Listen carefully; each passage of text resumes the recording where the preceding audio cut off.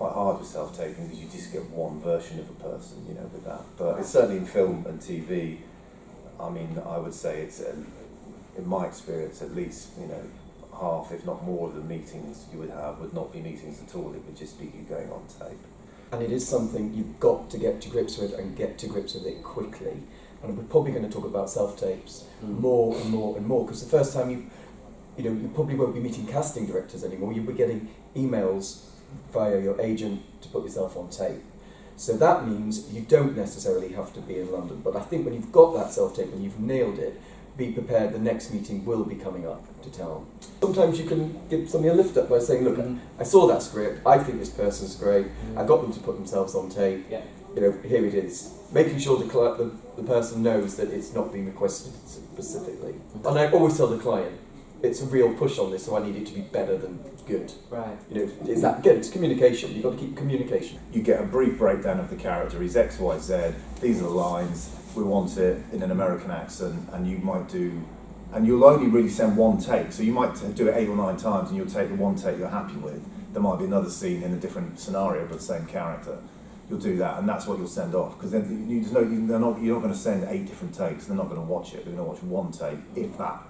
So the pros of that is that you get many chances to do it. The cons are that you're not going to get a director who's going to say, oh, I've seen something that you've just changed my mind about this character. I'm now looking at the self-tapes, and that's what I want. I want that blank wall.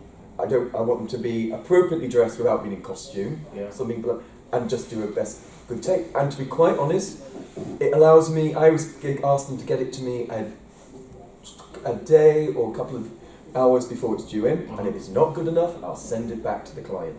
It's like we are in the room with you, so we can look at it together. And me and my colleague go, that's a good take. That needs to go immediately, and we'll check up on that later. Has it been downloaded? I've invested in a tripod, and I've got a backdrop. Which is one of those, a bit like those tents that you kind of fold and you go like that, which is great because if you don't have a white wall like that in a room, it's quite useful. I've got 2 lights, which you set up, and like for about 60 quid, they're all cheap stuff, but you can actually, if you wanted to, just get that. Because I mean, sometimes if you're relying on natural light, it can be difficult. I've got a very good camera, a little digital camera that I bought, and a tripod, and a white wall, and a good light. I kind of invested in that because it's the way it's going. So with my camera I can link it to my phone and start it on my phone, so I don't have to quickly go behind and then frame myself again. The hard bit is when you have to read with someone and you don't have somebody there.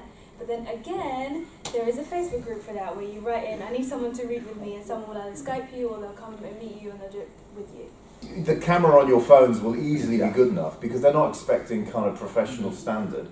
The thing to do is, you need to learn it, ideally, and obviously, as you were saying, finding someone who can maybe read with you if possible. Now, most people have got a mate who can stand behind the camera, but even then, there's apps, I think, on your phone where you can read the other person's lines, and then your phone will read the lines back to you while you're doing it, because they're not really listening. They're not listening to the other person's lines. They want your response. I had to do a self-tape the other day, and I got the script the night before, and there was 8 pages of dialogue. And I'm like, I can't. I've got kids. I can't. But what you can do, and I do, is you can copy and paste the script onto an auto cue. That's what I do. Auto cue software on your computer, and try and set it far enough away so it doesn't look like you're reading. And set it. I mean, the thing is getting the speed right, because otherwise you run out.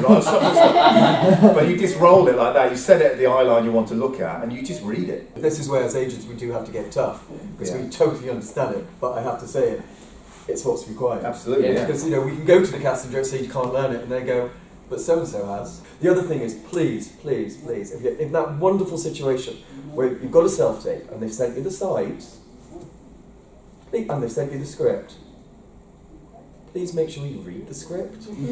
There's a book called Golden Rules of Acting by Andy Nyman.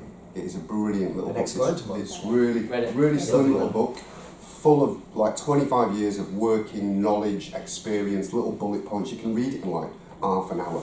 It's amazing. He's bringing out another one soon, and he sent me a draft of it the other day. And he talks about self-taping. I hate self-taping. I can't stand it. I think it's awful. But it is the way the industry's going. And like Matt just said, Andy puts it in the book. He says, Imagine you go to an audition, the director and the casting director are in the room, you go in the room, they say, right, we're going to go out for half an hour, get yourself prepared, take as much time as you want, run it as many times as you need to do it, we'll come in, we'll have a look at what you've done. If you don't like it, we'll go out again, you can practice it again, we'll come back in, and we'll just keep going until you're happy. And once you're happy, we'll do it, and then you can go on your way. That's a self-tape. It's a self-tape. That's the way to kind of look at it. You have got that kind of luxury of getting it right, nailing it down. I mean, sometimes it is against the clock, sometimes they're like, we need it in by 5 o'clock today. Oh, yes.